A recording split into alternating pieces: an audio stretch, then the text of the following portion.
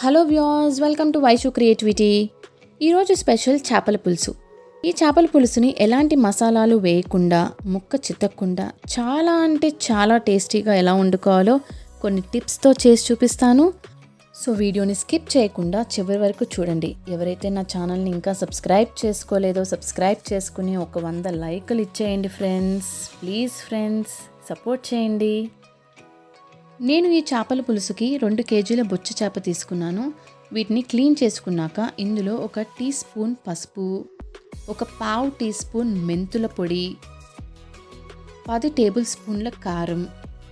చేపల పులుసుకి ఎప్పుడు కారం ఎక్కువే పడుతుందండి. చేపల పులుసు కారంగా ఉంటేనే టేస్ట్ బాగుంటుంది. మీకు ఇంకా కారం కావాలంటే ఇంకా వేసుకోండి. 10 టేబుల్ స్పూన్లు అయితే ఖచ్చితంగా పడుతుంది. 4 టేబుల్ స్పూన్ల ఉప్పు. మీరు కల్లుప్పు వేసుకునేటట్టు అయితే 2 టేబుల్ స్పూన్లు సరిపోతుంది. ఇవన్నీ ఇంగ్రీడియంట్స్ వేసుకున్న తర్వాత ఆ గిన్నెలోనే అటు ఇటు కదపండి. ఆ ఇంగ్రీడియంట్స్ అన్నీ చేప ముక్కలకు పట్టేలాగా. నాకు చేత్తో కలపాలంటే భయం, అందుకని గిన్నెనే తిరిగేస్తున్నాను. ఇంకొక గిన్నెలో 3 చిన్న నిమ్మకాయ సైజు చింతపండుని 1/2 లీటర్ నీళ్లు పోసుకుని నానబెట్టుకోవాలి. నానబెట్టుకుంటే మనకి గుజ్జు అనేది త్వరగా వచ్చేస్తుంది. లేదు అంటే మీరు ఉడకపెట్టుకుని కూడా గుజ్జు తీసుకోవచ్చు. ఇంకొక గిన్నెలో 1 టేబుల్ స్పూన్ గసాలు కొన్ని నీళ్లు పోసుకుంటూ పేస్ట్ లాగా చేసి పెట్టుకోవాలి. చేపల పులుసు ఎప్పుడూ కూడా వెడల్పు ఎక్కువగా, హైట్ తక్కువగా ఉన్న గిన్నెలో వండుకుంటే బాగా కుదురుతుంది. అందులో 10 టేబుల్ స్పూన్ల పల్లి ఆయిల్ హీట్ ఎక్కనివ్వాలి. పల్లి ఆయిల్తో వండితేనే చేపల పులుసు టేస్ట్గా ఉంటుందన్నమాట. ఆయిల్ హీట్ ఎక్కిన తర్వాతే మనం ఇంగ్రీడియంట్స్ అనేవి యాడ్ చేసుకోవాలి, లేదంటే ఆయిల్ వాసన వచ్చేస్తుంది. ఇలా హీట్ ఎక్కిన తర్వాత అందులో కొన్ని కరివేపాకు, 1 పెద్ద సైజు ఉల్లిపాయ, 5-6 పచ్చిమిరపకాయ ముక్కలు వేసి బాగా ఫ్రై అవ్వనివ్వాలి. చేపల పులుసులో ఉల్లిపాయ ఎక్కువ పట్టదండి. ఇలా వేగిన తర్వాత మనం మ్యారినేట్ చేసి పెట్టుకున్న చేప ముక్కల్ని ఇలా గిన్నెలో అడుగున సర్దాలి. అలా మనం కూరగాయ ముక్కలు వేసినట్టు మాత్రం వేయద్దు, ఒకదాని పక్కన ఒకటి అమర్చాలి. ఇది చాలా ఇంపార్టెంట్ పాయింట్. మీరు ఈ స్టెప్ ఫాలో అవ్వలేదంటే ముక్క ఒకదానిపైన ఒకటి ఎక్కి ముక్క అనేది చితికిపోతుంది. ఇవి పొట్ట కింద ముక్కలు మనం పైన వేసినా కూడా అవి చితకవు. ఆ కింద నడుము ముక్కలు మాత్రమే మనం జాగ్రత్తగా వండుకోవాలన్నమాట. ఇలా సర్దుకున్న తర్వాత ఇప్పుడు ఫ్లేమ్ అనేది మరీ హైలో కాకుండా మీడియంలో కాకుండా మీడియంకి హైకి మధ్యలో పెట్టి ఒక 10 నిమిషాలు మూత పెట్టి ఉడకనివ్వండి.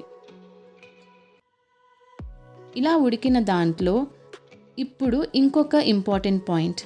చేపల పులుసులో ఎప్పుడూ కూడా గరిట అనేది పెట్టకూడదు. ఇలా క్లాత్ పట్టుకుని గిన్నెని సుతారంగా తిప్పుతూ ఉండాలన్నమాట. మళ్ళీ మూత పెట్టి ఇంకొక 10 నిమిషాలు ఉడకనివ్వండి. ఇప్పుడు సెకండ్ టైం మూత తీసిన తర్వాత 2 టేబుల్ స్పూన్స్ అల్లం వెల్లుల్లి పేస్ట్ ఇక్కడ యాడ్ చేయాలి. మనం ఉల్లిపాయలో ఎందుకు యాడ్ చేయలేదంటే ఉల్లిపాయలో యాడ్ చేస్తే ముక్క త్వరగా అడుగంటే అవకాశం ఉంటుంది. అందుకని ఇప్పుడు ఇక్కడ వేసుకున్నారు అంటే ముక్క అడుగంటదు. మీకు అల్లం పేస్ట్ అందులో కలిసిపోతుంది. దాని గురించి మీరు భయపడాల్సిన అవసరమే లేదు.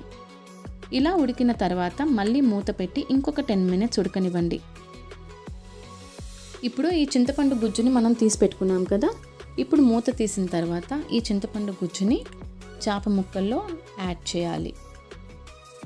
మీరు నీళ్ళు అనేది 1/2 లీటర్ అయితే నాకు సరిపోయింది. చేప ముక్కలు మునిగేంత వరకు మనము చింతపండు గుజ్జు అనేది పోసుకోవాలన్నమాట. ఒకవేళ మీ ముక్కలు మునగకపోతే అదే చింతపండులో ఇంకొన్ని వాటర్ యాడ్ చేసుకుని మీరు పులుసు పోసుకోండి. ఇలా ఒకసారి తిప్పి మళ్ళీ పులుసు పోసిన తర్వాత ఒక 20 to 25 మినిట్స్ అన్న ఉడకాలన్నమాట.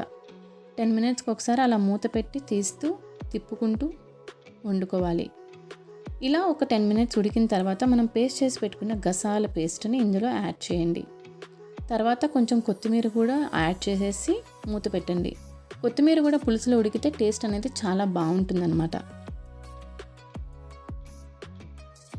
ఈ 2 ఇంగ్రీడియంట్స్ వేసిన తర్వాత కూడా ఒకసారి తిప్పుకొని మూత పెట్టేసి ఒక 10 నిమిషాలు అలా ఉడకనివ్వండి.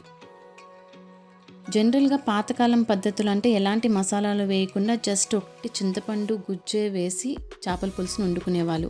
ఈ టైంలో కొంచెం మీరు ఉప్పు చూసుకోవచ్చు, ఉప్పు సరిపోయిందా లేదా. ఎందుకంటే చేపల పులుసు ఇంకా ఉడుకుతుంది కాబట్టి ఉప్పు మీరు ఇక్కడ వేసుకుంటే మొత్తం ముక్కల్లోకి కూడా పడుతుందన్నమాట. మీరు ఇక్కడ కన్సిస్టెన్సీని బట్టి మీరు చేపల పులుసుని దింపేసుకోవచ్చు. కొంతమందికి చిక్కగా ఇష్టం, కొంతమందికి పలచగా ఇష్టం. చేపల కూర వండుకున్నది ఒక ఎత్తు అయితే వడ్డించడం ఇంకొక ఎత్తు. వడ్డించేటప్పుడు ఎప్పుడూ కూడా మనము గరిట అనేది వెడల్పుగా ఉన్న గరిట అనేది సెలెక్ట్ చేసుకుని వడ్డించుకోవాలి.